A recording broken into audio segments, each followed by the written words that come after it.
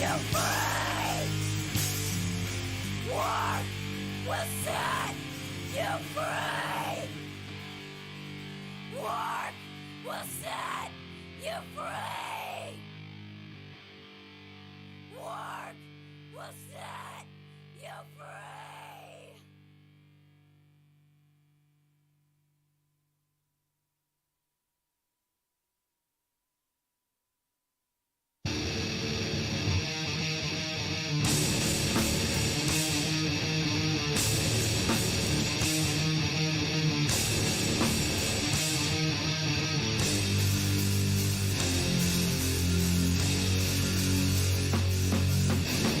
I never read something I want to see it through, and I never expected this from you.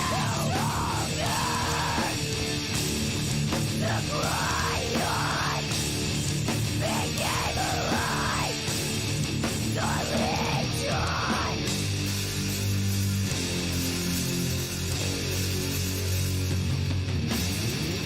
And the blood runs dry when my lips still screaming, stay true.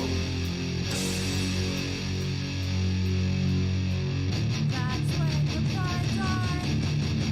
That's when the pride died. That's when the pride died. That's when the pride Die!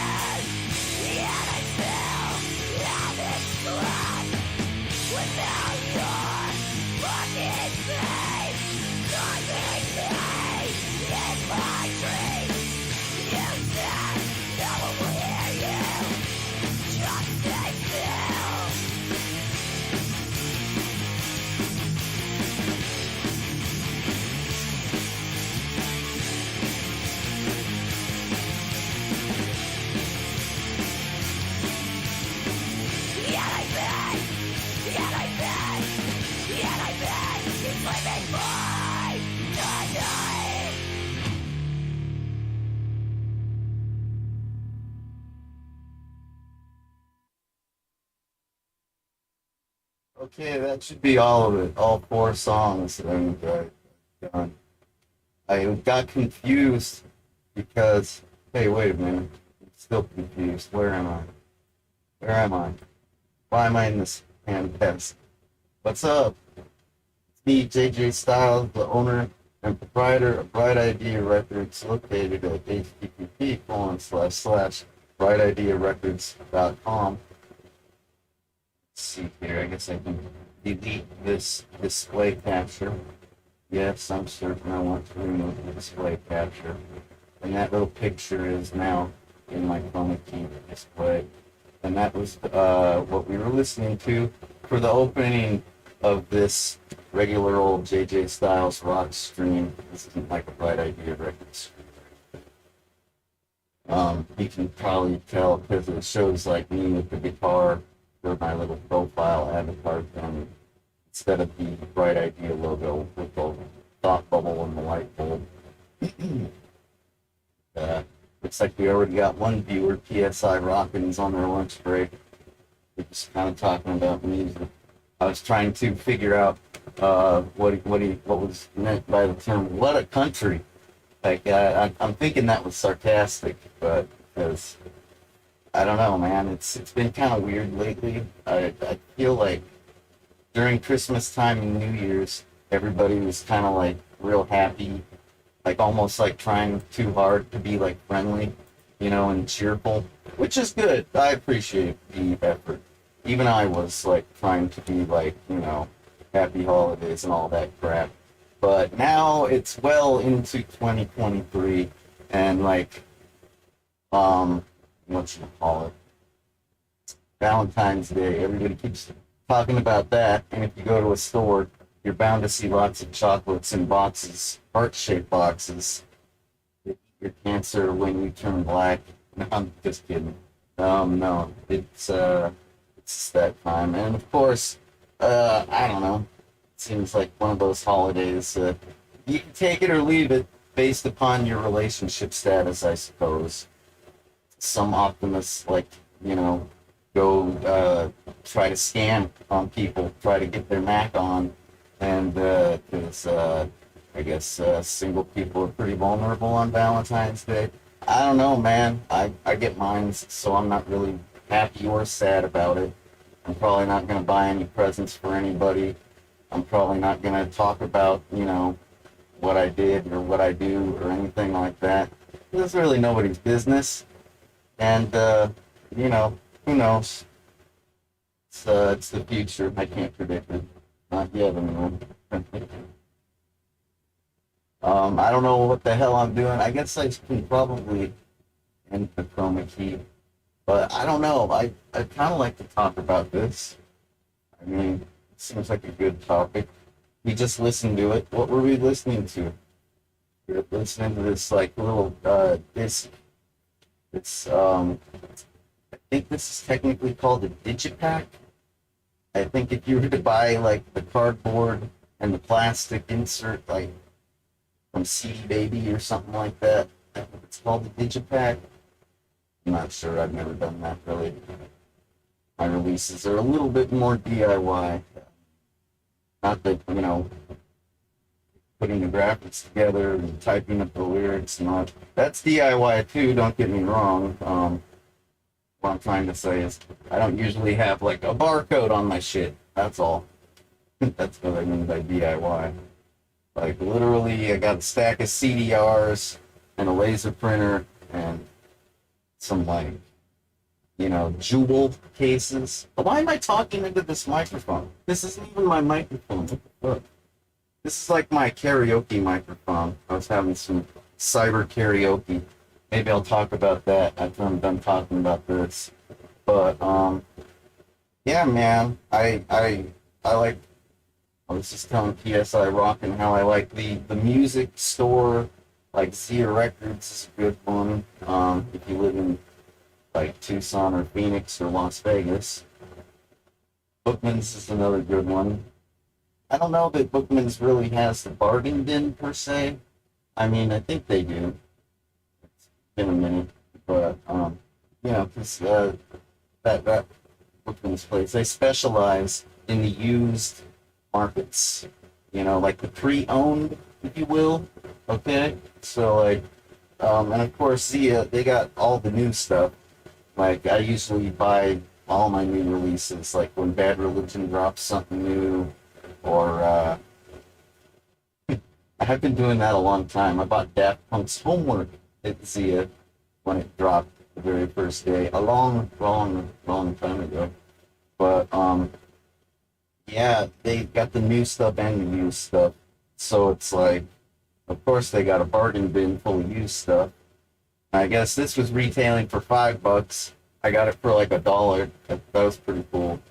And it's classic, like hardcore emo-esque MySpace music circa 2009.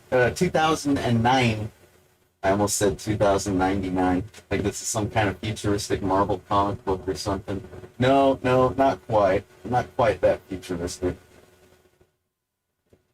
No, this is just like a classic example of the awesome music that was being made at the time back in the MySpace days. Back when bands like, I guess, Fall Out Boy got pretty famous, doing some of that hardcore oriented style of music. Granted, they kind of went in a more pop direction, you know, with songs like, oh man, what's that music video where they got like gladiators fighting and it's like, saying something like, well, anyways, yeah, pretty famous, I guess. But I guess they started out just like any other MySpace band, but whatever. It's not about MySpace, people. It's about this band. It's Ready Resist. And I probably listened to this like 10 times since I started playing it yesterday. It's like, technically an EP. It's got 4 tracks, so it doesn't say EP on it, but I would call that an EP. It's not exactly a full-length album, and then again, it's not exactly a single, because it's got more than 2 tracks. And they're from Phoenix. They're an Arizona band. So maybe they still live right up the road. Or maybe they moved to LA to try and make it in the big leagues. I don't know. But I just threw this on. The first time I played it, I didn't understand what they were saying, but I could tell I liked it already. I was just like, this is some hardcore stuff. And it's funny because, like, you know, I didn't take a very good look at the band photo inside, right? Like, this is the band photo. And my lighting sucks. All right, let's see if we can improve that. All right, band photo. There, that's a little more viewable. All right, so it looks like a bunch of kids, just a rock band full of, you know, your typical MySpace hardcore emo kids or whatever. And, you know, I use the term emo liberally, like, because it's screamo or whatever. Basically, it's scream music. It doesn't have to be emotional content, like, of an emotional nature. But, you know, the whole screamo thing is emo. Cheer up, emo kid. Okay? Nah, just kidding. At first, I thought that, like, maybe these were, like, you know, little kids, you know, like, maybe, like, 13, 14, 15, because the vocalist, I could definitely tell, was either a little kid or a female, okay? And then upon further, closer inspection, I realized, their singer's name is Sarah. Okay, that's cool. So not little kids, no, just a female pitched vocalist. So that's kind of different. That's kind of cool. The screamo chick singer. All right. And then, like, what else? Oh, I started to read the lyrics at this point, and I found them very relatable. Very, very relatable. Like, the themes touch upon stuff like employment and how it's kind of like, I don't know. I don't want to offend anybody by using terminology that's a bit antiquated and obsolete, but, you know, referring to just work in general as being kind of like indentured servitude or some kind of like slavery, you know, all for the sake of the dollar, because it's all kind of like a necessity for survival, you know. It's like you don't have to, nobody's putting a gun to your head making you seek employment. And like if you don't have a job, you're not going to be persecuted, or you know, maybe some of the more conservative types might refer to you as like a non-contributor, or a sponge, or a welfare mom or something like that. But you know, who really cares what they think? Like in general, nobody's gonna really, you know, hassle you for being unemployed in the United States of America. But granted, you're gonna be broke more than likely, and you're gonna like not be able to do the things that normal people do, and you're gonna seem kind of weird because of that. It's like, you know, if you go out for drinks, you know, with your friends, you're not going to be able to really buy a round of drinks. You're not even probably going to buy a drink for yourself. Probably be sipping on water most of the time. But what's my point? Yeah, that song, Work Will Set You Free. It is funny. I think it's funny. It's just about, you know, the blank stare of an employee at a job that they hate, but they have to have it because they got to survive. And it's like, right the fuck on, man. And it's like right up my alley, because I think everybody knows I kind of hate work. I mean, I work my ass off, don't get me wrong, but I hate working for other people, you know? I prefer to work on my record label, or like my web hosting operation, which I haven't worked on in a really long time, but I'm having fun with that. It's working a lot better since the last update I did on the Internet Archive. So yeah, that's what that's all about. It pretty much, I like work. I like doing good hard work. It's just I like it when the only benefactor is me. I don't like doing your work.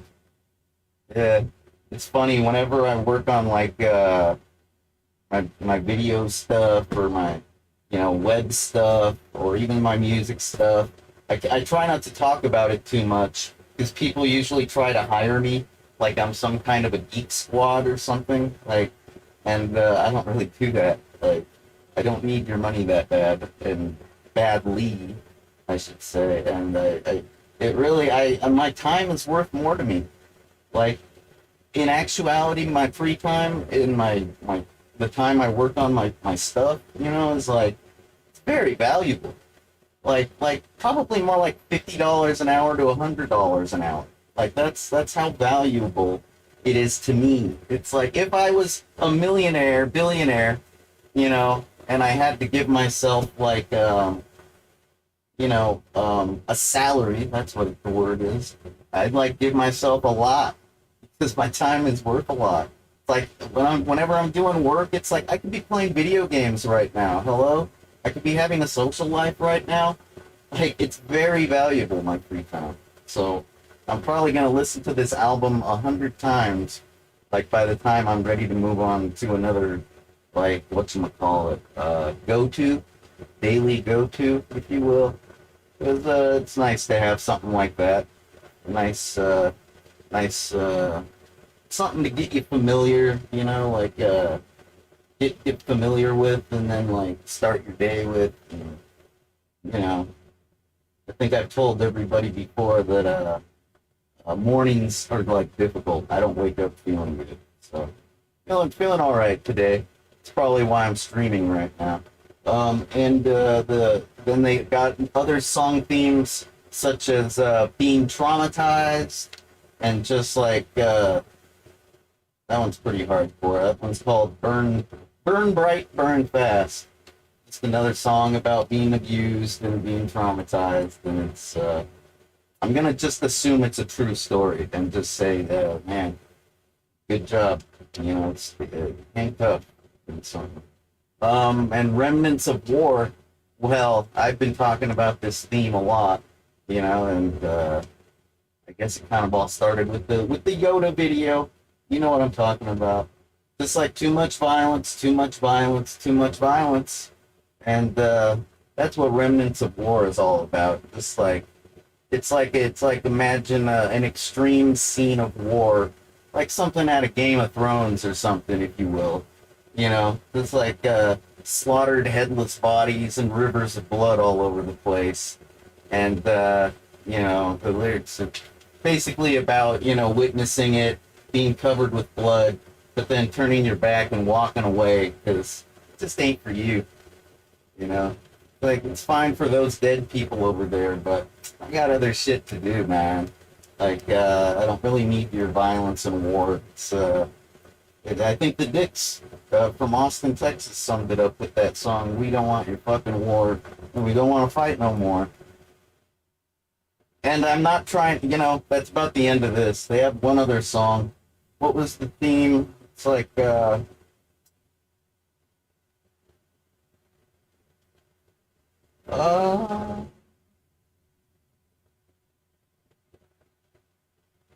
actually, I think Sweet Dreams is the one that's more about being traumatized. And Burn Bright, Burn Fast, I think that one, the theme, I think it's more about hypocrites. Big-mouthed hypocrites. But, you know, this is still up for debate. I will continue to try to process and understand the meanings. Maybe I'll continue to divulge my insights upon further inspection and introspection, if you will. But yeah, pretty good deal. And I gotta tell you, when I picked up that stack of CD, I must have spent like $20. Got a stack of CDs like that, like hours and hours, days of music. Well, I don't know about days. Probably take like a day to listen to all of it. Like stuff like the American Pie soundtrack, pretty good. I think everybody enjoys that little piece of history. And also, I picked up Dido, No Angel, which I've already given to a friend of mine, and they're enjoying it. It's if you're not familiar, it's that singer chick that did the sample that gets used in the Eminem song "Stan." You know, where it's all about like receiving a letter from a crazy fan, and like a really crazy fan. And it's like the Dido part's all like, it's not so bad that I thought by the window, and it's not so bad, it's not so bad. And like, it's a pretty good album, and it does have that song on it, minus the Eminem junk. And then, I gotta admit though, I didn't really want to keep it because, like, I'd say that the one track that I didn't have a problem with was the one that's called Honestly Okay. It's like track number 7. And it's just like a song about wanting to feel secure in your own skin and just be okay and not be vulnerable for just a minute. That would be nice, right? No, but a lot of the songs, they kind of played upon those themes of traditional femininity and vulnerability and inability to exist without their strong male, you know, partner figure in their life. You know, a whole lot of that junk, like I can't sleep without you right beside me. I don't know what to do. I'm not comfortable, blah, blah, blah. Which it really, those themes kind of don't have, they're kind of old-timey, kind of played out, not really the kind of thing anybody's looking to hear about. We're kind of like into the strong female, the independent female figure these days. It's kind of like, it's almost like the feminist movement of the 1960s worked out. It's almost like that. Like, I think some chicks actually make more money than men.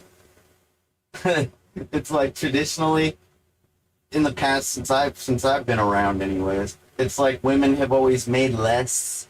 Like before I was born, women couldn't even get jobs. Nowadays, or I mean, very recently, they could get jobs just fine, any job, but they were more than likely going to get paid less than a dude.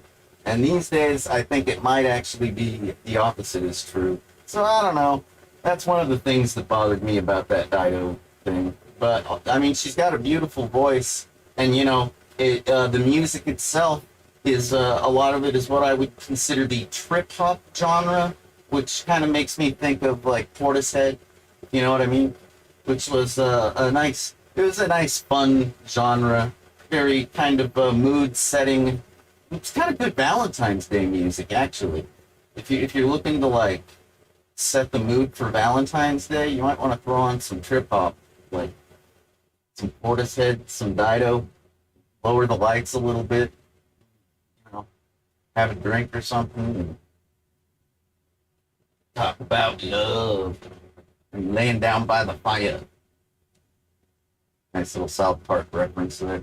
All right, what else? Another thing that bothered me was that these male-centric and female vulnerability-centric songs, if you look at the credits, they were all basically written by dudes. Go figure, right? So it's like, I don't think Dido got to contribute one self-written song. I don't know if she considers herself a songwriter. Maybe she's just a vocalist. I know she's a keyboard player because on that Honestly Okay song that I liked, the one that I liked, it was actually the one track that she plays keyboards on. So she got to at least contribute that, and they sound good. So, but no, I got to admit, I kind of have a problem with these seductive, sultry, female singers, that sing songs that are written by dudes. All right? It's kind of like getting catfished by your music. It's kind of like twisted. You know what I mean? I like listening to music, but I'm not trying to get catfished by my music. It's like, ooh, I really like what Dido's singing about. It really turns me on. Oh my God, I think I'm getting a semi. It's turning into a stiffy. Wait a minute, a dude wrote this? Yuck. You know what I mean? Seriously, it's kind of fucked up. Just my take on that. But also, I noticed that a couple of the track, like the credits, they had like the first name was an initial, and the last name was the last name, and I saw P. Gabriel on there for tracks 1 and 11, and I was like, whoa, did Peter Gabriel really collaborate with and did Dido really collaborate with the man Peter fucking Gabriel? But no, this was actually Pascal Gabriel. So, and if I would have listened to the track a little more carefully, tracks 1, the first one and the last one, if I would have listened a little more carefully, I probably could have figured out that Peter Gabriel had nothing to do with it. But not that there's anything wrong with that. I mean, like, I'm sure Pascal is a fine, producer, songwriter type, musician type, whatever the fuck. But I just got to admit, Peter Gabriel's kind of a legend, and that would be kind of epic to learn that. It's only like a 20-year-old release that I never really got into or had before, because CDs have always cost like what, $15, when they're new, like in the packaging, the cellophane. It's I was buying cassette tapes, used cassette tapes, back when everybody was buying new CDs, and it worked out because I had a tape deck in my conveyance, if you will. So yeah, I think I'm about done talking about that. Good times. Anytime I get to check out music, like stress-free, with no time limit, pretty much having a good time. So, I think I maybe am like super duper cheerful today, because like I got a treatment. Unfortunately, it was my last treatment. Ugh. I'm sorry, I'm starting to work up a sweat here. It's a nice, warm, sunshiny day outside. I should probably take advantage of that sometime soon. I don't know, though. Maybe I will, maybe I won't. We'll see. Maybe I'll take advantage of it by, like, staying inside all day and playing some Cyberpunk 2077. don't know. Could be. Could be. But what was I saying about what now? Oh, I don't know. Just trying to maintain a good oh, whatchamacallit? Good vibe, good just I'm not in a shitty mood. That's what I'm trying to say. It's easier to just say that. Not in a shitty mood. Oh yeah, I should probably get rid of these. This is what I mean when I say I got my treatment. The red Kruby. The blood. You know, it's funny, there's all kinds of hardcore music in this world. And metal is usually traditionally pretty hardcore. I don't know. There's a lot of songs that have blood in the lyrics, if you know what I'm talking about. Or even blood in the band title. And, you know, I'm not a very violence-centric person, so a lot of the times they're singing about blood, and all that they're doing is getting me to think about menstrual cycles and hospitals. And it's, I don't know. I don't think that's the effect they're trying to have on me, but that's what singing about blood does to me. It feels good. Get the circulation going. Oh, man. I got a bruise. Apparently my vein rolled the other day. Oh, and not to mention that, but the day before my treatment, I had to have a non-fasting blood draw, right? So, like, yeah, double jab, 2 days in a row, and at one point my vein rolled, and the phlebotomist kind of had to poke around a little bit to find the vein. Didn't work. I was like, just pull out and do this one instead, please, because no, don't dig for gold in my arm, please. That red gold, no. Let's just pull out and try again. That's what she said. Oh, oh, cheeky. But no, I'm happy. I don't care about this fucking bruise. You know, it's no big deal. A man's got to do what a man's got to do. Oh yeah, don't trip out by my monitor. That's just, it's kind of my karaoke monitor, I guess, for my cyber karaoke I was doing. Got like my speaker and my microphone interface. For this microphone, I just haven't cleaned up. I've had a lot to do. So this treatment is part of the regenerative medicine that people are doing these days. It's not approved by the FDA. It's very expensive. But, you know, if you need it, you need it. That's what credit is for. And, uh-oh. No. Uh-oh. Got, like, a bunch of Band-Aids. Can you see them? Yeah, oh yeah, you can see them real well. And some of them are, like, up here. Yeah. You know I had a treatment because I can't put Band-Aids on. I can't do that myself. Know what I mean? So you know I had a treatment. Like, I could probably get those Band-Aids on my back, but they wouldn't be perfectly lined up like that. They'd probably be, like, all off kilter, all over the place. So, I guess while I remove these, I'll try to explain a little bit more about it.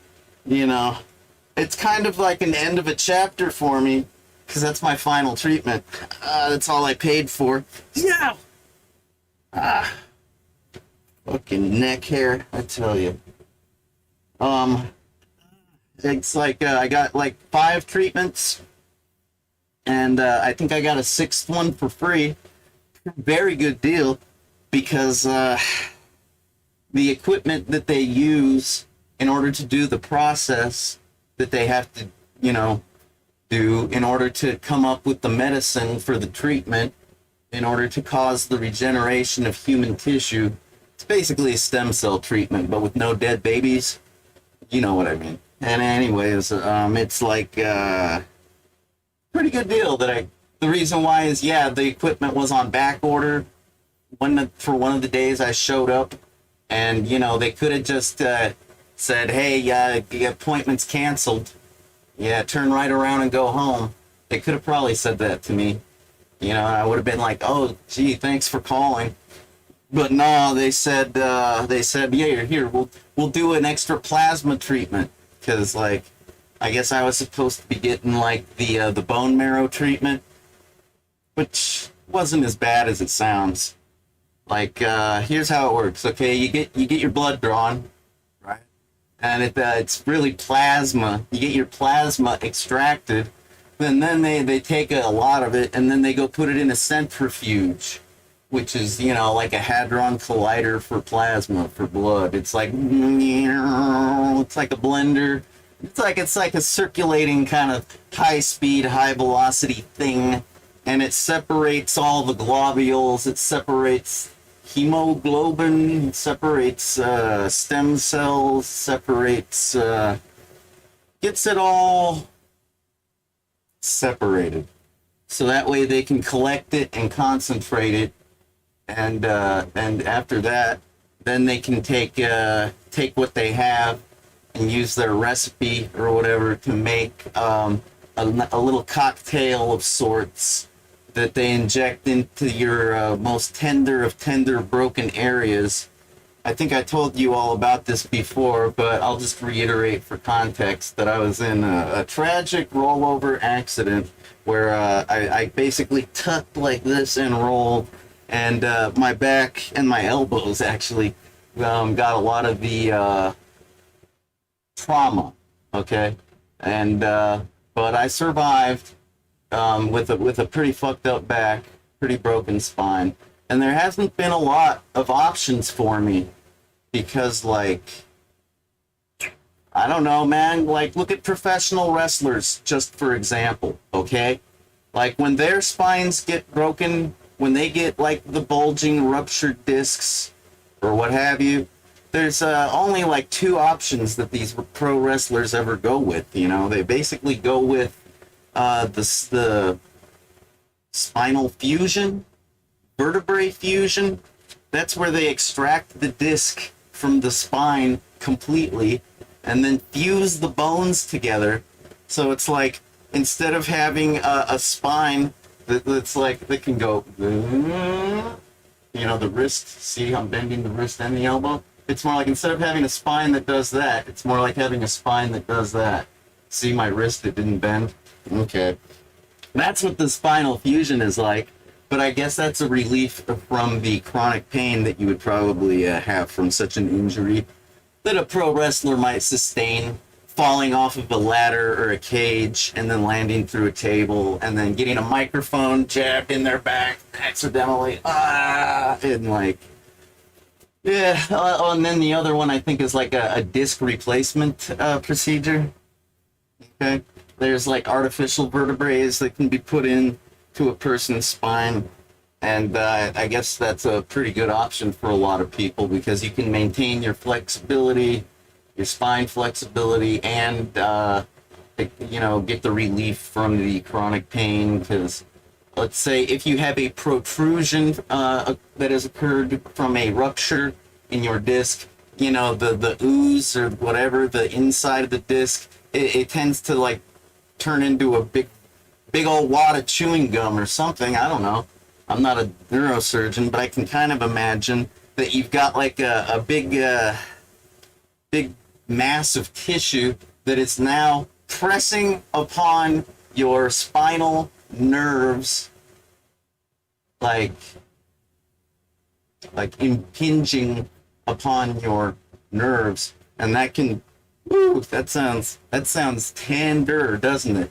Like, because like your entire central nervous system is kind of hooked up to your spine, like everything from like your brain to like the nerves in your skin, and like even inside you, like if you feel like a stabbing pain because, like, I don't know, maybe it's time to get your appendix removed, you got some appendicitis, maybe you got a gallbladder rupturing, I don't know. All that shit gets relayed through your central nervous system, which gets used a lot when you're playing sports and video games and just kind of like when you're active.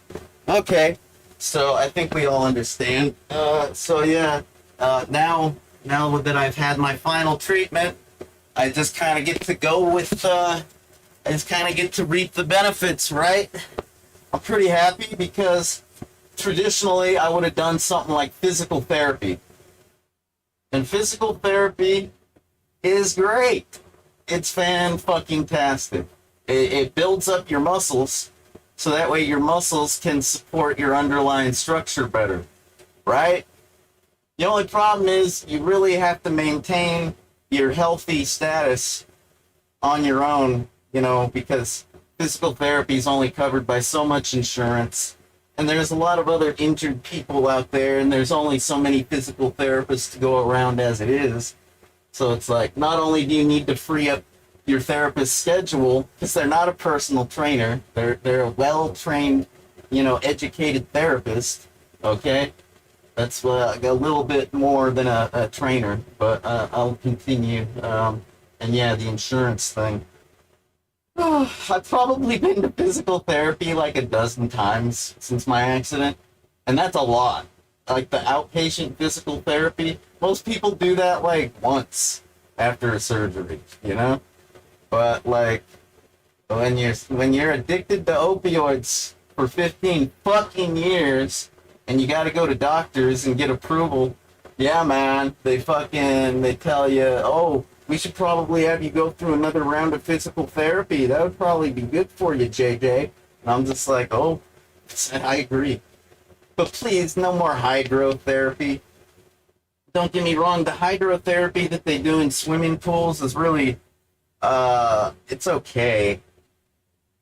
Like, I imagine that when I get to be really old, like gray hair, like wrinkles, you know, probably in 20 to 25 years, I'll probably want to do the hydrotherapy, the pool therapy, but like, it's really easy. It's non-strenuous. It's like, it doesn't do much for my muscles. It doesn't really, it's not much of a help, not much of a benefit. I'm just telling it like it is. You know, I'm still healthy, and I may have like a completely trashed, wrecked spine, but like I'm still healthy enough to do like above water physical activity. Like the hydrotherapy is kind of for the people that are so fucked up they can't even walk straight, you know? Like those kind of injuries. That's the way it is. And what else? Oh, I don't know. There's a lot of fucking treatments. Everything from the physical therapy to the chiropractic care, to the acupuncture and acupressure, you know, to like even getting a masseuse to work out. You know what? That's a good idea. I should take a muscle relaxer. Fuck yeah. I don't want to be getting any Charlie horses today. That shit's annoying. No. Fuck yeah. Anyhow, the masseuses, they give you like either like a deep tissue massage or like a Rolfing perhaps. I don't know. Or maybe even just a light massage, like you know, tippy tip of fingers, you know, tippity tappity tap, working out those knots, working out those tender areas. I mean, like, there's a lot of therapies. There's TENS electrical units. It's a transcutaneous electric nerve stimulator. That's what TENS stands for. And they have, like, these trodes, these little electronic pads that stick to your skin, and then you hook it up to a box, and the box sends electrical signals, which then cause your muscles to twitch, much like a Frankenstein monster, if you will. And not that it's creepy or anything, it's just that is literally what they wrote about in that book, Frankenstein, you know. So, but what's the point? The point is, I guess it's supposed to be like a virtual electronic muscle massage or something like that. It's supposed to loosen you up. But all it really does is make me twitch. It gives me Charlie horses, more Charlie horses. Not a big fan of the TENS unit. Not only that, But when you have a spine thing, it's really difficult to put anything on your back, like Band-Aids or Trodes. I don't know if you've ever tried to do anything like that, but it's really difficult. You gotta have somebody else do it if you're gonna do it right. That's just the way it is. I don't think, I mean, maybe if I had a double jointed elbow that went like in the opposite, like if I could go like that and like that, like maybe I could do it, but no, not so much.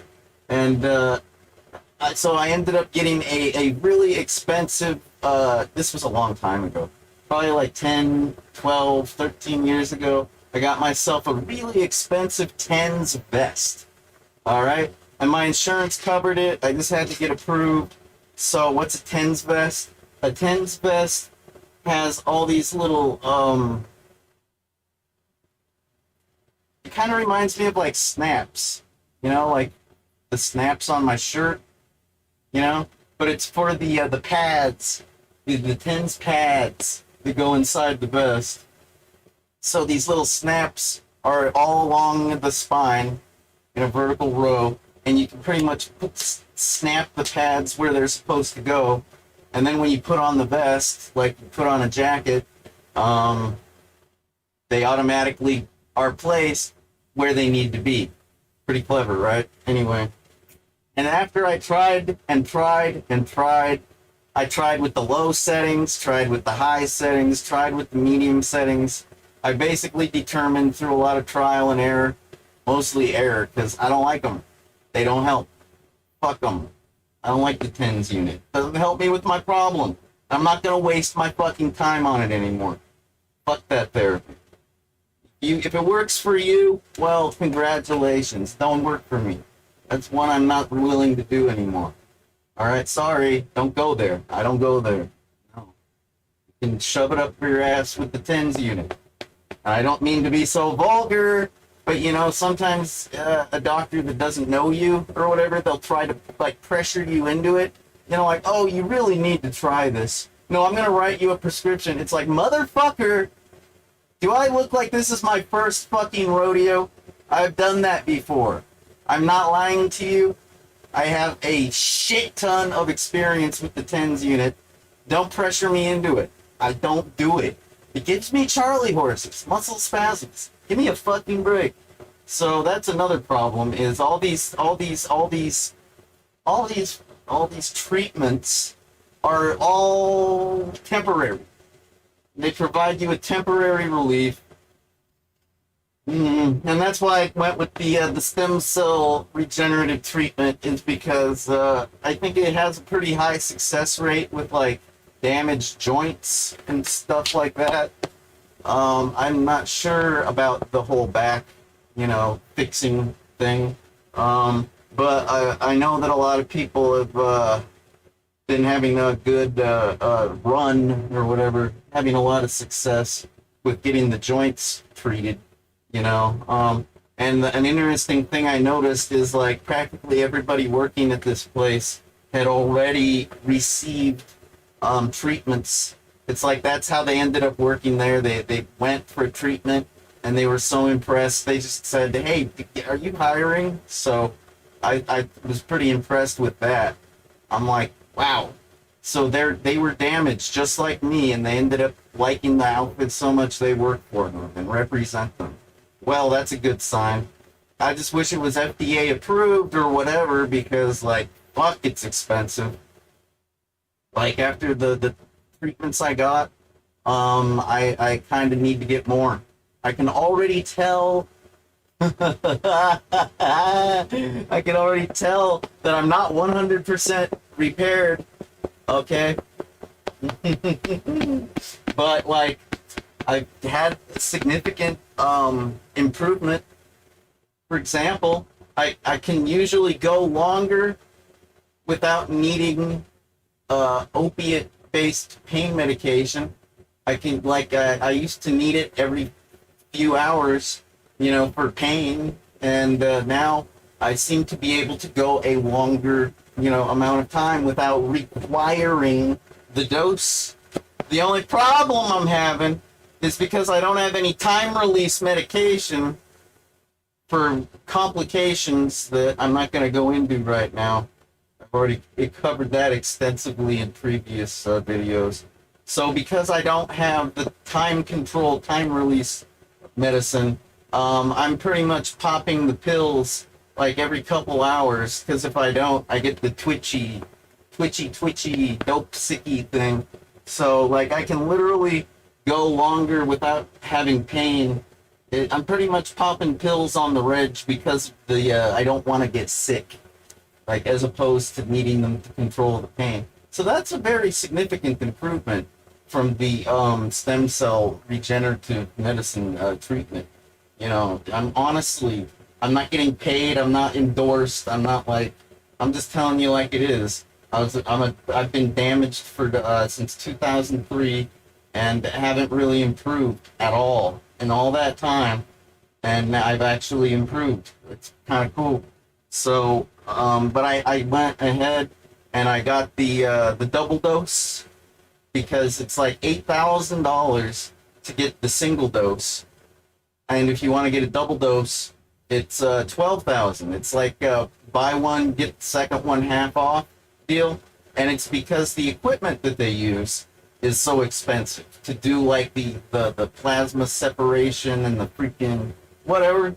So the thing is, they can't recycle it. It's not like they can autoclave it like at a dentist office, right? So pretty much, if you're gonna get a second dose, well, it just so happens that yeah, they can reuse that piece of equipment a second time before they have to throw it away. Okay? And I think you could probably theoretically, like, maybe get a third one, but the human body only has 8 pints of blood. And I mean, like, when they take my plasma, you know, it's like some pretty big cylinders that they walk away with. 2 of them, you know, one for the 8,000, one for the 4,000, and brings it to the 12,000. So like, it all makes sense. It's all like, seems very above water, you know, on the table, pretty transparent, you know what I mean? It's not like a scam, like, it's just like a medical thing. And like, but man, I need another 12 grand. I'd like to set up a crowdsource, maybe a GoFundMe. I never tried that one. I tried Kickstarter and didn't make 1 penny, but I was begging for music studio money at that time. I think I got a pretty good sob story. Hey, give me money, and I'll go get more treatments. Because otherwise, I'm gonna have to wait 5 years. Because that's what my payment plan is. I'll get my credit cards paid off in about 5 years. 12,000 is a pretty substantial amount of dough. But it's cool, man. It's worth it. And if I wouldn't have had the opioid complications that I've been having with the doctors and the prescribing and the opioid epidemic and whatnot, if I wouldn't have had that problem, I probably would not have got this regenerative treatment. Because as far as I was concerned, hey man, my drugs were working out fine for me. Why am I gonna go spend 12 fucking grand on anything? Right? Like, well, I did it. I went to an appointment and I signed that very day because I had no options. No other options. I heard what they provided and I said, where do I sign? Can we do the credit check right now? I got my cards, pick one. I got no options. My doctors cut me off. I got no prescriptions coming in. I'm living off of leftovers. Yeah. Which, you know, I still got my leftovers, of course. I'm prepared for the apocalypse. Oh, shit. I gotta go get more leftovers. All I got are caffeine pills in my bottle. Oh, man. But they're still pink. Still the same shit. You know I'm not buying street drugs, because if I were, they'd probably look different. They'd probably be like little white pills or little blue pills, maybe little orange pills. Yeah, I'm still doing the pink ones, because it's my back supply, my leftovers. My back supply. My back supply for my back. It's the supply for my back, and it is a back supply, a surplus. Sorry, I like plays on words. They're funny. But, and that's what's up. I guess I can tell you about the bone marrow treatment. That's about the one thing I've left out. You know, like I say, most of them were plasma treatments that I received. Okay, and I've ran my course. I got all my treatments. There, you know, I'm not going back. I'd like to. I'd love to. I need to, but I'm not rich, and my credit is only. I'm only gonna go into debt so much. I'm not gonna go into debt for $25,000. Thank you very much. That's a little too crazy, even for. That's a little too rich for my blood. Another play on words, because I've been talking about plasma and stuff. All right, but no, seriously, the bone marrow was no big deal. All that. Where did I put my damn cigarette tubes? Hold on, I can't focus. I just had them a second ago. Oh, here we go. Sorry about that. The bone marrow treatment was like this. It was like around the middle visit, like the third or the fourth one, I don't know. And I ended up going to a different office, a slightly larger one. And what they did, all right, was they hit me about right here. And what they hit me with was like a drill. There's like a skinny little drill. So they drilled a hole in my back, and then the top of my hip, you know, like a human skeleton where the hip bone is, you got like this crest kind of thing, this big old plate that like is right below your ribs, right? You know what I'm talking about? I mean, I barely know what I'm talking about. But the thing is, yeah, they drilled in a nice open area, nowhere near my spine, very far away, but at the same time, nowhere near my kidneys or anything like that. They pretty much found a nice open area to go in and grind up a bunch of that bone, which is basically kind of useless. It's kind of like a bunch of extra bone that you don't really like, and it'll just regenerate itself anyways, for the most part, because that's what bone does, right?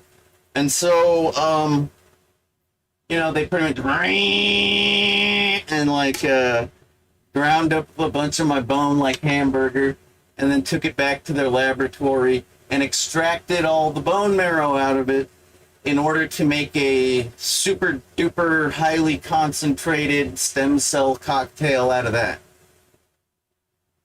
And, you know, I'm not going to bitch about it.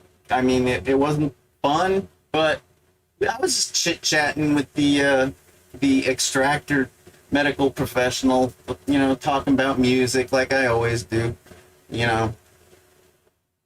I think I was getting ready to go to a Slipknot concert around that time period, and there was a girl at the front desk that was going to be going to the Knot Fest as well, so that was pretty cool. Like rock and roll, eh. But the thing is, I made sure to take some pain medicine before I went to that procedure. And that's about the end of my story. So that's what you call regenerative medicine, and that's what you call stem cell treatment in the year 2023, and there's no dead fetuses involved whatsoever. Isn't that fascinating? Isn't that? I always thought that, like, dead babies were mandatory. Like, if you were gonna get stem cell treatment, you just had to use dead babies. I never heard about the options. Like, go fig. Just extract it and harvest it from yourself. It turns out humans are walking, talking stem cell farms, factories, what have you. And it takes a little more effort because, like, you know, we don't have as much stem cells as a newborn freaking human.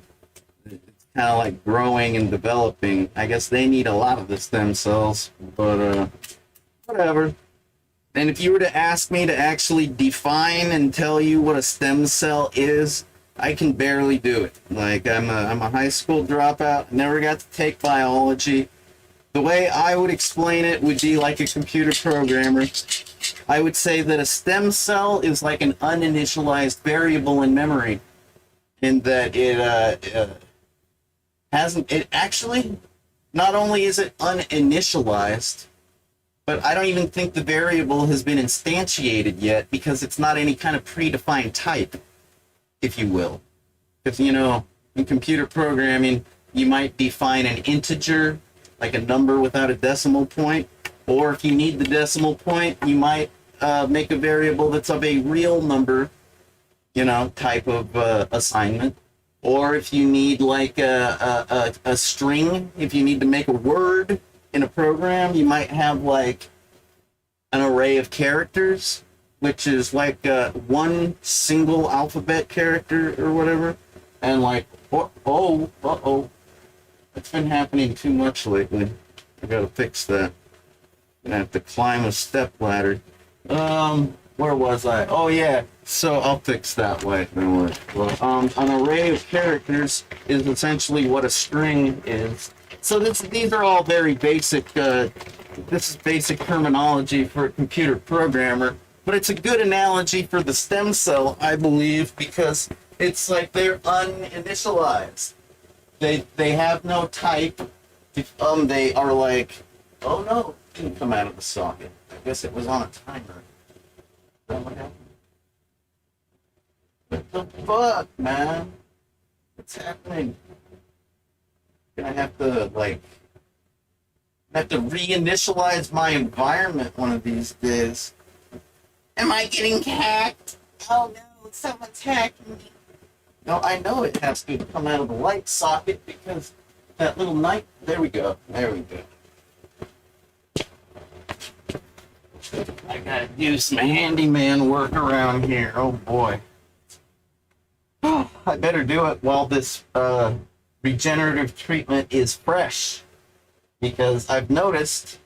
I just had this treatment yesterday.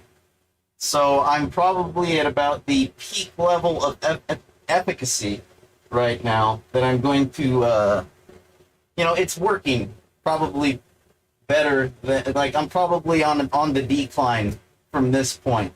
Like, it's going to wear off. Like, they've got globules. That's a thing, like a hemoglobin. It's sticky. You got sticky shit in your blood. So, like, they use it like glue to hold the stem cells in the area where you're injured. Because if they didn't do that, you would just reabsorb the stem cells and then it would get into your bloodstream and it would just circulate all throughout. And instead of receiving a very specific focused treatment, you'd be getting a general... You'd basically be worthless. Because, like, yeah, we have stem cells in our system, and we don't have enough of them. We're not like Wolverine with our super duper mutant healing factor, are we? No. We're basically, like, if we get a cut, or if we get, like, we can basically fix the little things on our own, our biological systems. But, yeah, if you want the focused treatment, you gotta have the glue that holds it in place. And yeah, man, I feel pretty good after the treatment. I really do. It's like it's doing its work. It's like if I wanted to be all cyberpunk about it, I could be like, the nano machines are operational, dude. They are. But, yeah, it kind of wears off. And at that point, you don't really continue to improve. You kind of just, like, at a plateau, kind of just, you are where you are. So that's why I want to, like, go suck dick for money or whatever the fuck I'm good for. I know I'm talented, I know I'm good at shit, but I've never been good at making lots and lots of money, so, and I'm not going to beg for it. I got a little too much dignity and pride to get on my knees for much of anything. Was born here? Like, give me a break. Not that that means anything. Like, if you weren't born here in the United States, well, fine, you're entitled to shit too. But I'm saying, like, I should really be entitled to shit. But this isn't approved by the FDA, and it's experimental. Even though it works, it's technically experimental because I think we all know there are many testing procedures and protocols for just about anything. Even my music equipment, my computer gear, it all has to go through extensive beta testing and alpha testing and all that before it can actually, you know, be packaged up and sold like a product. You know, because if that wasn't the case, people would be going to the drugstore to buy chicken bones and voodoo dolls to, like, yeah, you know where I'm going with that. Traditional holistic medicines. That's what I'm.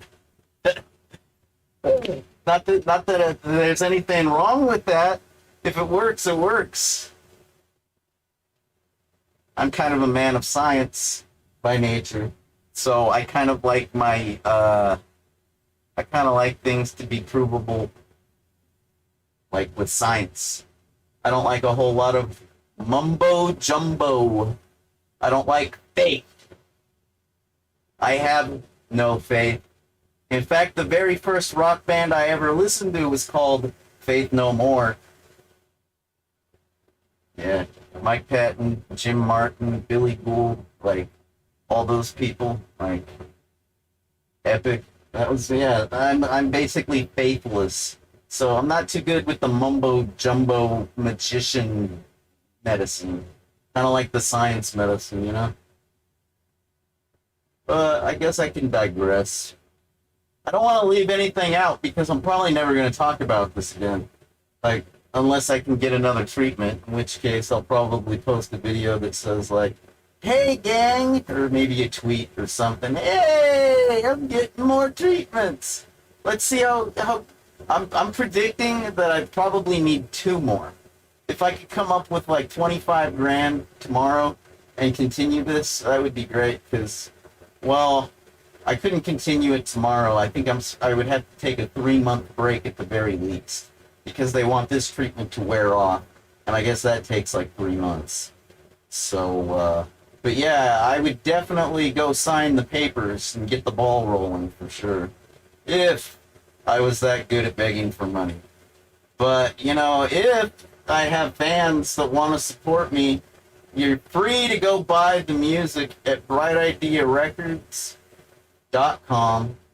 Most of those songs, actually all of them, are basically linked in the catalog to Bandcamp, which is a completely reputable, functional, and secure music provider of digital downloads. And one of the really, really... did my computer just beep at me? What the fuck? Anyway, one of the really nice things about Bandcamp is the consumer can set the price. So, like, I charge $1 for most of my songs. If you really, really, really, really, really want to help me, you could basically give me anything you want. You know? I'm sorry, it won't look like a donation. I don't think it'll help you with your fucking taxes or whatever. Whatever people normally donate for, I donate to, like, St. Jude's when I get the chance. The Internet Archive, Wikipedia, you know, or any other miscellaneous charity that, like, Walgreens is asking me, do you want to give $1 to this? Yeah, sure. Like, I don't do it for taxes. I do it because there are some people in this world that are suffering, and I would like to help with that. But ultimately, I don't think I have a way that... basically, if you were going to give me extra money for my music, that's what it would be like. It would be like when I donate. So I don't get nothing out of it except satisfaction and the ability to smile in the mirror and go, looking sharp, Jay. I'm not guilty at all. Conscience is clear. I am a part of the solution, not the problem. Fuck all you guys, because you're a part of the problem. But me, I'm a part of the solution. So it kind of helps me have that annoying, cocky, superior attitude that I wear like a badge, you know? Because, all right, enough of that. I've said all I'm going to say. Let me check the chat room. I've probably been neglecting it. Let's see.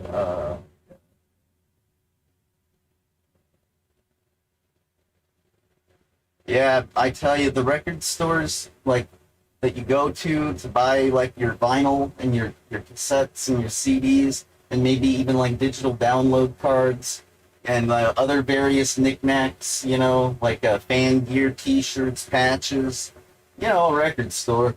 Yeah, yeah, they got so many killer deals these days because just everybody buys their junk online.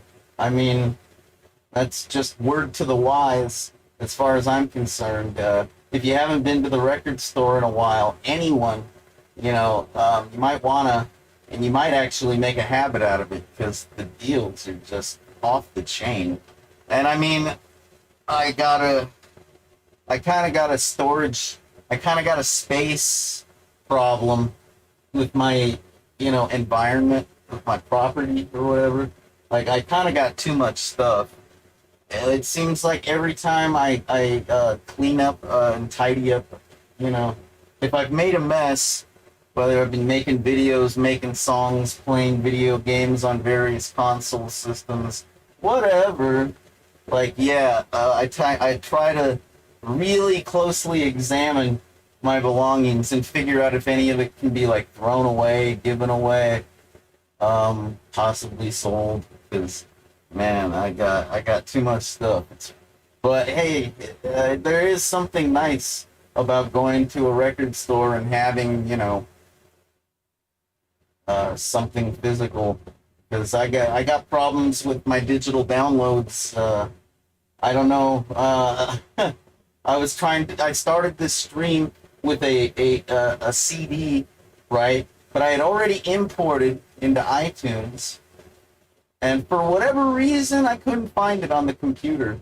I think it's because I'm using a portable version of iTunes, a 64-bit portable version. And the reason for that is because the normal iTunes, it tends to try to take over my system. I'm sure you all know what I mean. It's like it tries to basically handle all of my media activities for me. And I primarily use VLC. Like, iTunes is really nice because of the classic visualizer. I'll probably always enjoy that while listening. And also, the way it manages the media library is also a very effective and well managed and easy to index and easy to peruse, database. It's good music index for your personal files. But I couldn't find jack shit, and I think it was because I'm using a portable version. And so basically anything that ends up in my iTunes media folder is gone as soon as I shut down the program. If I rip anything, it's like temporary because it's portable. So that's why I think I was tearing my hair out for 15 minutes starting the stream. Because I was like, where is my music? I don't understand. And, yeah, it's kind of funny.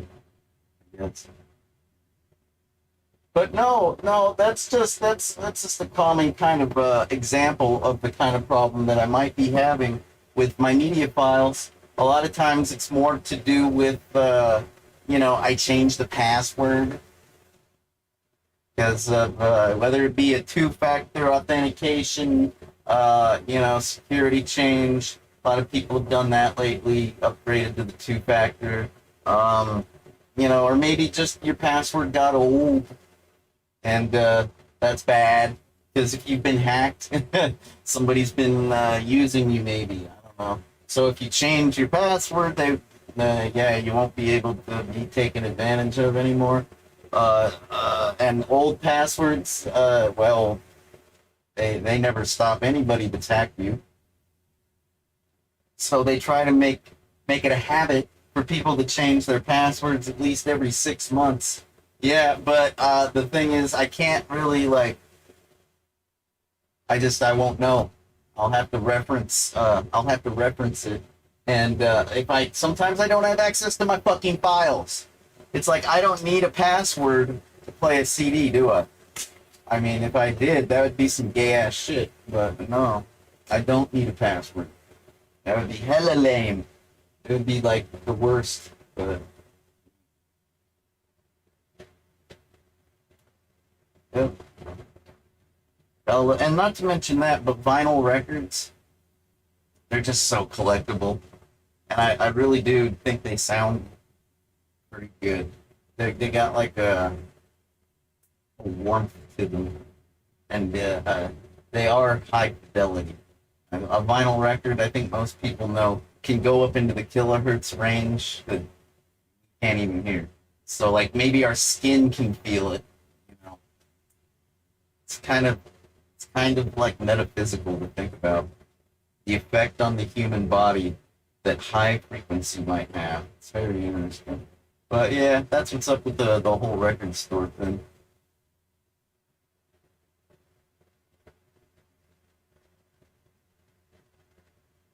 Yeah. Uh,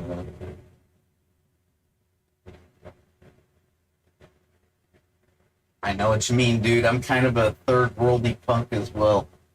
I've lived in places where you weren't really supposed to be living, you know, like I don't know.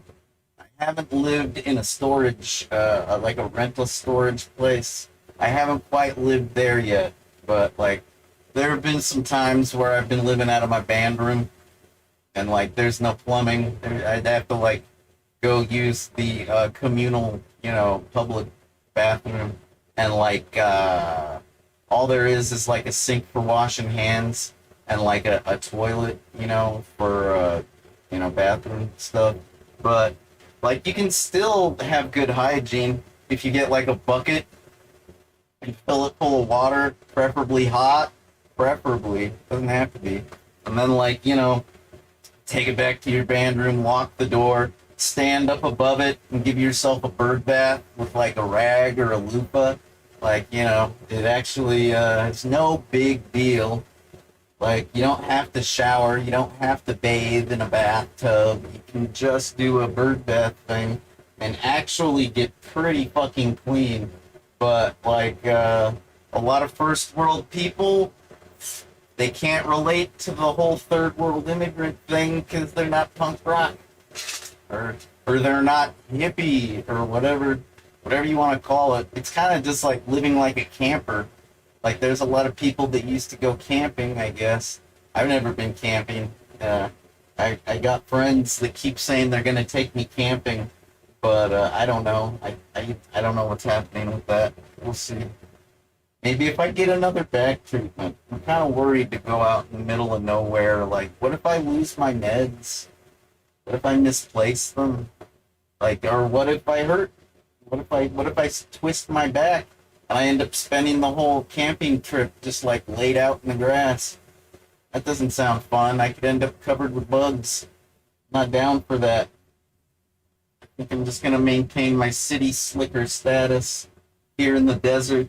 Like that's practically camping, like as it is. Like I've always lived in these areas of Tucson where there's like desert, nothing but desert.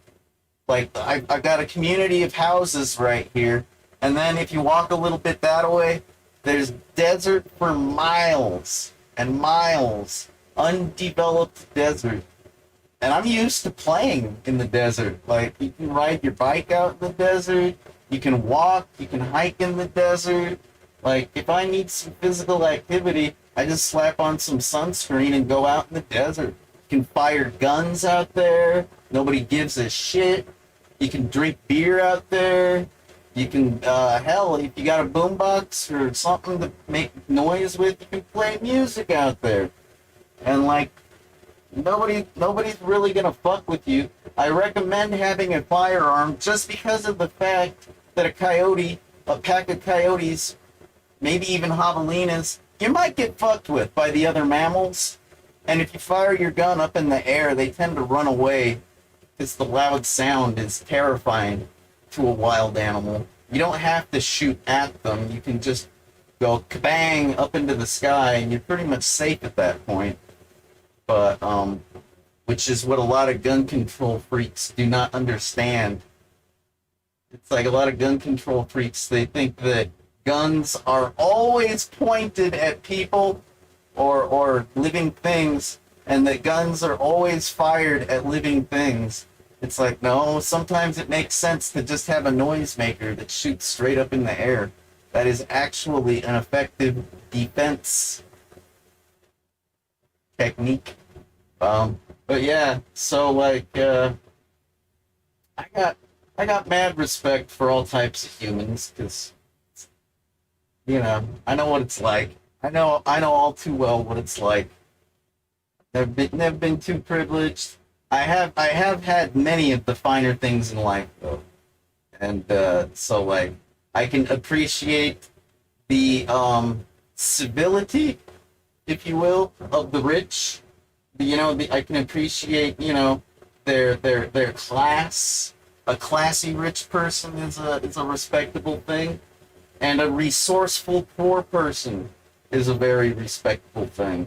So like I kind of have respect for just about everyone out there to some degree. I don't have much respect for morons because like if I tell you what's up and you still go and say the opposite of like what I'm saying, then you're a fucking moron because I already explained things to you and that's your fault. But like if you're like brain damaged or like if you have some type of a degenerative neurosystem, basically if you got like a processing disorder of the mind and the brain, I'm not gonna have a problem with you because you're not necessarily a moron. Like technically speaking, just because somebody's a retard in medical terms, because of a development problem, they're still gonna be able to communicate.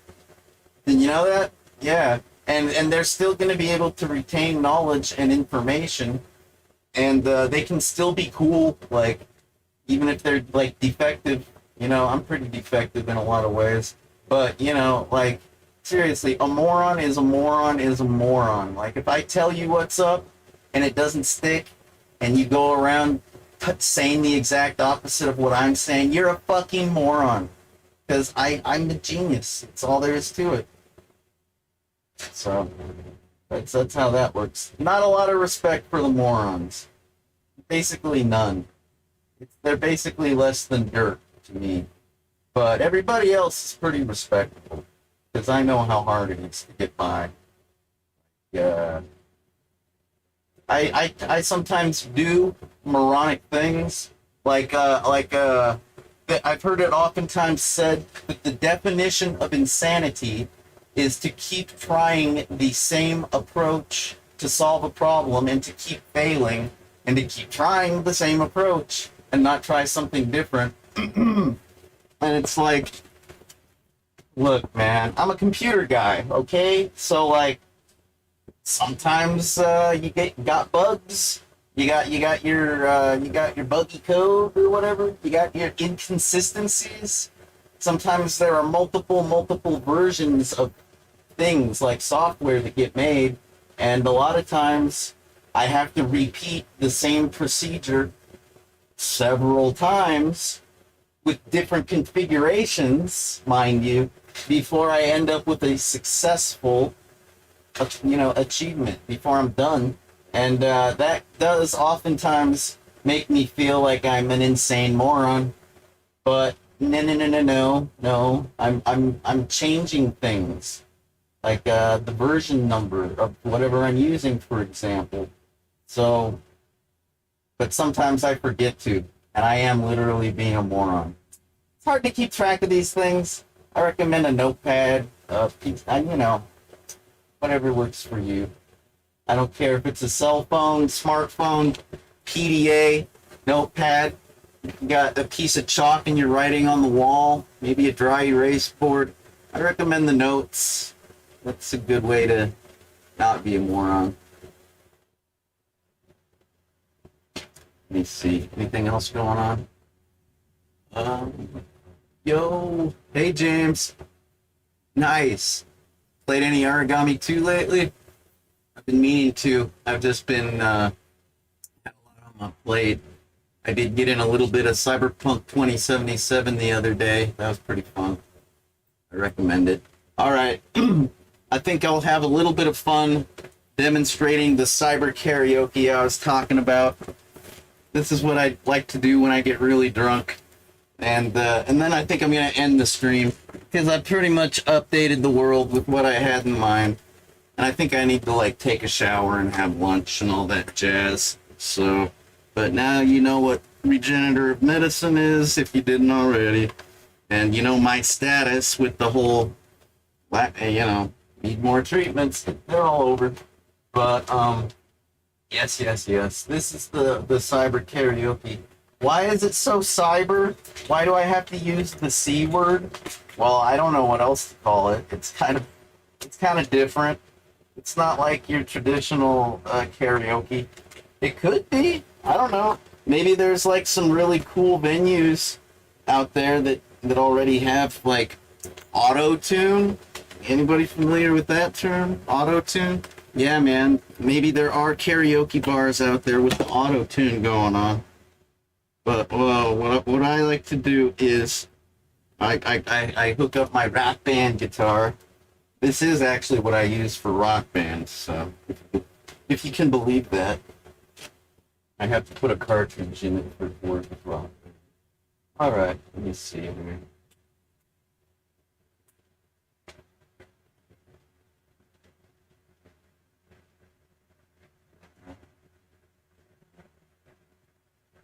Ooh, oh, there we go. Yeah, Ruby. Let's see. Do we have liftoff? Testing. Okay. Testing.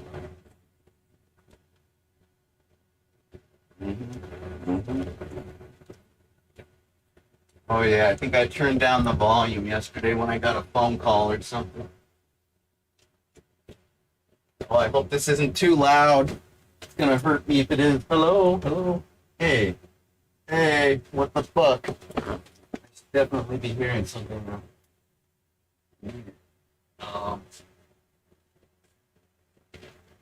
Oh, I think I need to do the cyber thing.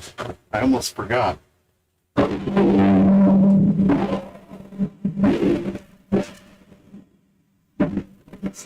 it's more like.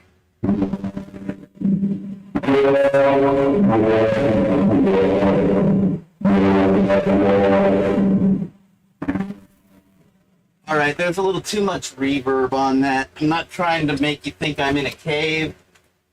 The reverb is fun though, because it kind of like, reverb is an effect and you don't have to sing so good when you have it turned on, because your timing doesn't have to be perfect. You don't have to really hit the right note, because it all kind of gets mushy and muddled together when you use the reverb. So you can get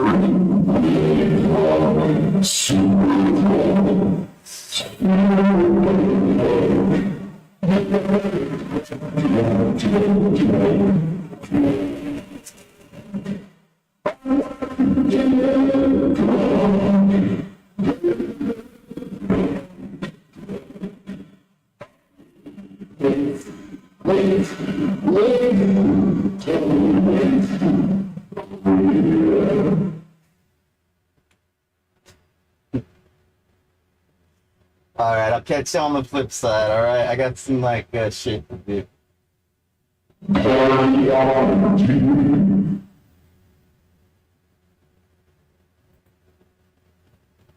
Thanks.